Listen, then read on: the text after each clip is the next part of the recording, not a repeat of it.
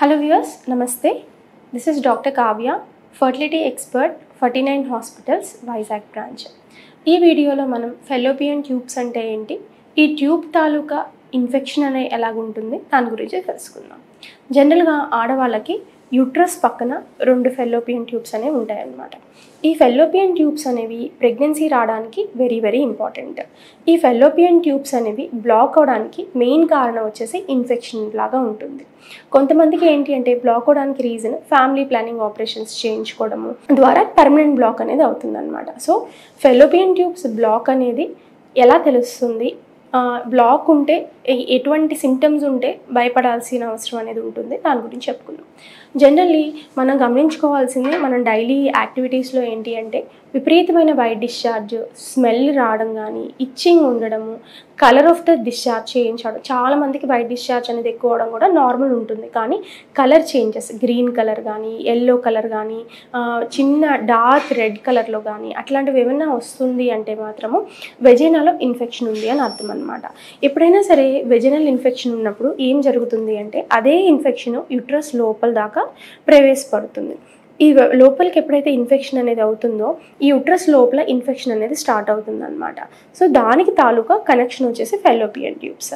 ఈ fallopian tubes కూడా infection అనేది సోకుతుంది. దాని మూలంగా ఏమవుతుందంటే ఈ ఫెలోపియన్ ట్యూబ్స్ ఇన్ఫెక్షన్ తాలూకా లక్షణం మూలంగా బ్లాక్ అయిపోతాయి. బ్లాక్ అయినట్టు మనం అనేది గ్రహించడం అనేది కుదరదు అనమాట. సో పేషెంట్స్కి ఎప్పుడైనా సరే విపరీతమైన వైట్ డిశ్చార్జ్ అవుతుంది కంటిన్యూస్గా, కొంతమందికి ఏంటంటే వైట్ డిశ్చార్జ్ తగ్గుతుంది మళ్ళీ పెరుగుతుంది, మళ్ళీ తగ్గుతుంది మళ్ళీ పెరుగుతుంది అనమాట.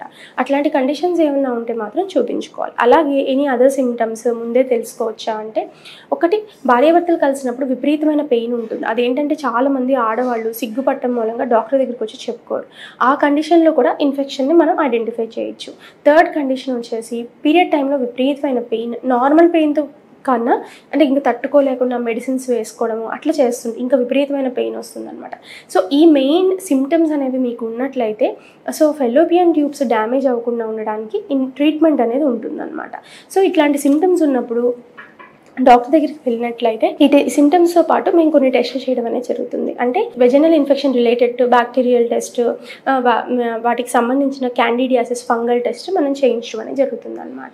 సో ఈ టెస్ట్ చేయించి దానికి తగ్గట్టు మనం ట్రీట్మెంట్ ఇచ్చుకునే పని అయితే vaginal discharge, itching, foul smell చాలా ఈజీగా మనం ట్రీట్ చేసుకోవచ్చు. అదర్ కండిషన్స్ వచ్చేసి ఏంటి అంటే బ్యాక్టీరియల్ ఇన్ఫెక్షన్స్. ఈ బ్యాక్టీరియల్ ఇన్ఫెక్షన్స్ అనేవి యూట్రస్లో రావడం అనేది సహజం. అది కొంతమందికి ఏంటంటే చిన్న వయసులోనే షుగర్ ఉండటం మూలంగా ఇన్ఫెక్షన్ అనేది ఈజీగా సోకుతుంది అనమాట. వీటిని మనం పెల్విక్ ఇన్ఫ్లమేటరీ డిసీజెస్ అంటాం. ఈ పెల్విక్ ఇన్ఫ్లమేటరీ డిసీజెస్లో కూడా ట్యూబ్ బ్లాక్ అయ్యే అవకాశం అనేది ఉంటుందన్నమాట. వాటికి సంబంధించిన సిమ్టమ్స్ కూడా ఇలాగే ఉంటాయి. పెయిన్ఫుల్ ఇంటర్కోర్స్ ఉంటుంది, నెక్స్ట్ వైట్ డిశ్చార్జ్ ఉంటుంది, అలాగే మనకి ఏమైనా స్మెల్ రావడం అనేది, పెయిన్ డ్యూరింగ్ ద పీరియడ్స్ అనేవి రావడం అనేది జరుగుతుంది అనమాట. సో వైట్ డిశ్చార్జ్ అనేది రావడము, ఏదైనా పెయిన్ఫుల్గా ఇంటర్కోర్స్ అవడము అట్లాంటివన్నీ ఏంటంటే నిర్లక్ష్యంగా ఉండదు. ఖచ్చితంగా హాస్పిటల్కి వెళ్ళి చెక్ చేసుకోవాల్సి ఉంటుందన్నమాట. Thank you.